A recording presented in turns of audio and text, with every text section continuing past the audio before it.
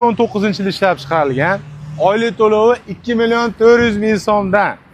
Вообще zo'r, arendani hisobida. 4 yumshoq balon, tonirovka ruxsatnoma 180 ming yurgan aka aytayapti. Bitta detalda orqa eshigida yengil kraskasi bor, qolgan joyi top-toza kraskasi. Poldan tomga shumka bo'lgan, 100% shumka bo'lgan. Monitori bor, pulti bor mashinani. Hamma joyda konditsionerlar zo'r ishlayapti degan. Tiniq holatda hech qanday rasxod yo'q, egasini o'zidan. Qiziqarli joyini aytaymi, oylik to'lovi 2.400.000, 3 yilga yaqin to'lab qo'ydi. 27-28 oy to'lagan. Xo'p. Haydi, parafani bor. Tabletga. Hamma joyi mana shu eshikda kraskasi bor ekan. Qolgan joyi toza der. Oylik to'lovi zo'r ekan, nomali mazza ekan. Xo'p, 1.5 motor, gidravlik ABS, konditsioner, injektor propan. Hamma yo'q joyda, hech qanday rasxod yo'q. Olasiz minas, narxi $4.500 deyilyapti. Endi hisob qilavering, 2.5 yil kredit qolgan xolos.